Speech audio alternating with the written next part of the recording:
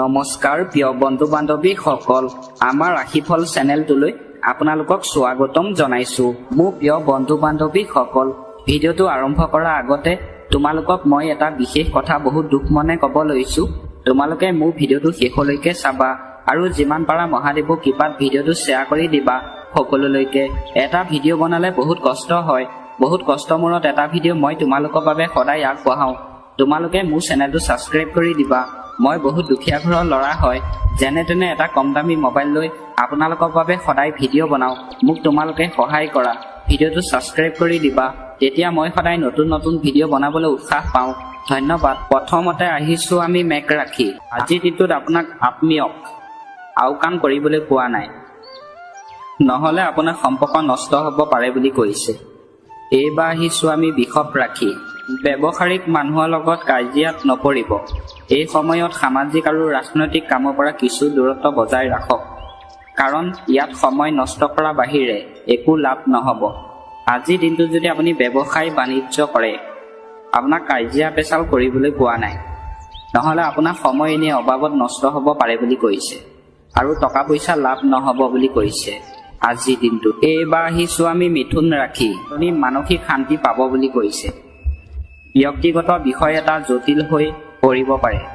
আজিৰ দিনটোত আপোনাৰ ব্যক্তিগত বিষয়ত আপোনাৰ জটিল পৰিস্থিতিৰ সৃষ্টি হ'ব পাৰে বুলি কৈছে। এইবাৰ আহিছোঁ আমি কৰ্কট ৰাশি। আনৰ অনুভৱক যদি আজি আপুনি সন্মান কৰে, অন্য ব্যক্তিয়ে আপোনাক সন্মান কৰিব পাৰে বুলি কৈছে। আস্থা বাঢ়িব বুলি কৈছে আপোনাৰ আজিৰ দিনটোত। এইবাৰ আহিছোঁ আমি সিংহ ৰাশি।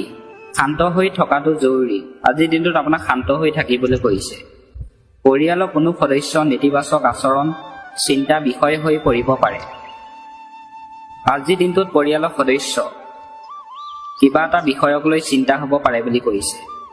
উৰা বাতৰি চিন্তা নকৰিব, নিজৰ কামত ব্যস্ত থাকক। আজিৰ দিনটোত আপোনাক কিছুমান ব্যক্তিয়ে উৰা বাতৰি লৈ চিন্তাত পেলাব পাৰে বুলি কৈছে। আপোনাক সেই কথা গুৰুত্ব দিবলৈ কোৱা নাই, নিজৰ কাম আপোনাক সময়মতে কৰিবলৈ কৈছে। এইবাৰ আহিছোঁ আমি কন্যা ৰাশি। বিশেষকৈ গৃহিণীসকলে নিজকে প্ৰমাণ কৰিবলৈ সক্ষম হ'ব। আজিৰ দিনটোত গৃহিণীসকলে অন্য ব্যক্তিৰ ওচৰত প্ৰমাণ কৰিব পাৰিব বুলি কৈছে। শিক্ষাৰ্থীয়ে পৰীক্ষাত সফলতা লাভ কৰিব। আজিৰ দিনটোত পঢ়া শুনা শিক্ষাৰ্থীয়ে পৰীক্ষা যদি দিয়ে সফলতা পাব বুলি কৈছে। অধিক আত্মকেন্দ্ৰিক হ'লে আপোনাৰ ব্যক্তিগত আৰু পাৰিবাৰিক জীৱনত নেতিবাচক প্ৰভাৱ পৰিব। আজিৰ দিনটোত যদি আপুনি অধিক আত্মকেন্দ্ৰিক হয়, তেনেহ'লে আপোনাৰ ব্যক্তিগত জীৱনত প্ৰভাৱ পৰিব পাৰে বুলি কৈছে আজিৰ দিনটোত। এইবাৰ আহিছোঁ আমি তুলা ৰাশি। শিশুসকলৰ কেৰিয়াৰ সম্পৰ্কীয় শুভ তথ্য লাভ কৰি ঘৰখনত উৎসৱমুখ পৰিৱেশৰ সৃষ্টি হ'ব। আজিৰ দিনটোত আপোনাৰ সন্তানৰ ভৱিষ্যতৰ বাবে আপোনাৰ লাভ হ'ব বুলি কৈছে আৰু ঘৰৰ পৰিৱেশ আজি সুখকৰ হ'ব বুলি কৈছে। যদি আপুনি স্থানান্তৰিত হোৱা পৰিকল্পনা কৰিছে, তেন্তে আজিয়ে ইয়াৰ বাবে উপযুক্ত সময়। আজি আপোনাৰ সময় ভাল বুলি কৈছে।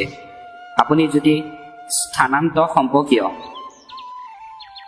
পৰিকল্পনা কৰিম বুলি যদি ভাবিছে, আজি সময় ভাল বুলি কৈছে।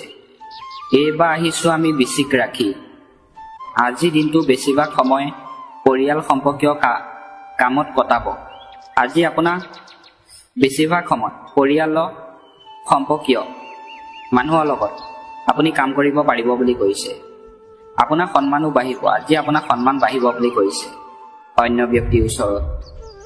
ঘৰৰ বয়োজ্যেষ্ঠসকলৰ আশীৰ্বাদ আৰু মৰম থাকিব।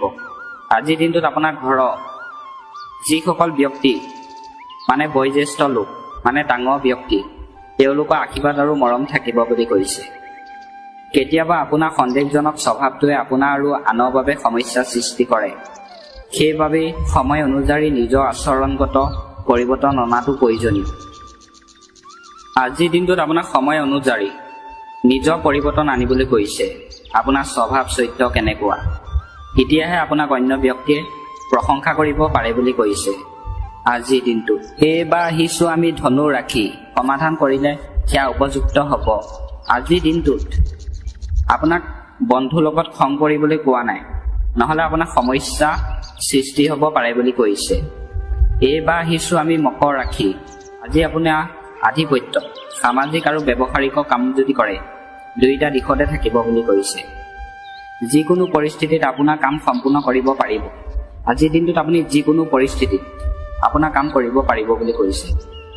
আপোনাৰ পৰিকল্পনাবোৰ গোপন কৰি ৰাখক, কাৰণ আপোনাৰ কোনো ঘনিষ্ঠ সদস্যইহে আপোনাৰ আঁচনি সুবিধা ভুলকৈ ল'ব পাৰে। আজিৰ দিনটোত আপুনি পৰিকল্পনা যদি লৈছে আপোনাক গোপনে ৰাখিবলৈ কৈছে। অন্য ব্যক্তিক আপোনাক ক'বলৈ কোৱা নাই।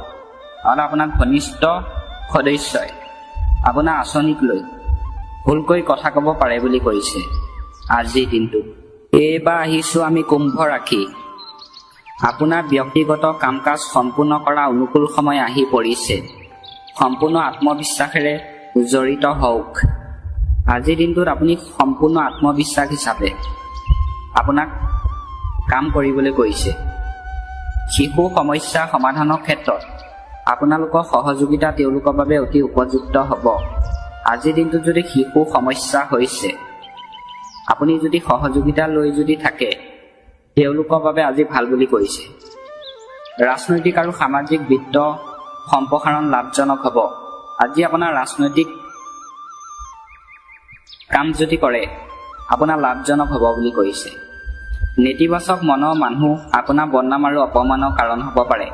যিসকল ব্যক্তি নেতিবাচক বেয়া ভাবৰ মানুহ সেই মানুহে আপোনাৰ আজি বদনাম উলিয়াব পাৰে বুলি কৈছে আৰু আপোনাক অপমান কৰিব পাৰে বুলি কৈছে। শেষত আহিছোঁ আমি মীন ৰাশি। যিকোনো বিশেষ উদ্দেশ্যও আজি সমাধান হ'ব। আপোনাৰ যদি টকা পইচা উদ্দেশ্য লৈ যদি আপুনি কাম কৰে আজি আপোনাৰ ভাল বুলি কৈছে আৰু আপুনি সমাধান কৰিব পাৰিব বুলি কৈছে। মানসিকভাৱে আপুনি শিথিলতা অনুভৱ কৰিব। আজি আপোনাৰ মানসিকভাৱে শিথিলতা অনুভৱ কৰিব পাৰে বুলি কৈছে। যিকোনো অনুষ্ঠান বা দলত ব্যস্ততা থাকিব পাৰে। আজিৰ দিনটোত আপুনি যিকোনো অনুষ্ঠানত ব্যস্ত থাকিব পাৰে বুলি কৈছে। আপোনাৰ যোগাযোগ গঢ়ি তোলাটো মনোনিৱেশ কৰক। আজিৰ দিনটোত আপোনাক যোগাযোগ গঢ়ি তুলিবলৈ কৈছে। নেতিবাচক কথাই আপোনাৰ মনত আধিপত্য বিস্তাৰ কৰিবলৈ নিদিব। আজিৰ দিনটোত আপোনাৰ মনত নেতিবাচক চিন্তা বেয়া চিন্তা মনলৈ আনিবলৈ কোৱা নাই। শিশুৰ বাবে অপ্ৰয়োজনীয় ভয় আৰু অস্থিৰতা থাকিব। আপোনাৰ সন্তানৰ বাবে আজি আপোনাৰ মনটো ভয় লাগিব পাৰে বুলি কৈছে আৰু মনত বেয়া চিন্তা আহিব পাৰে বুলি কৈছে।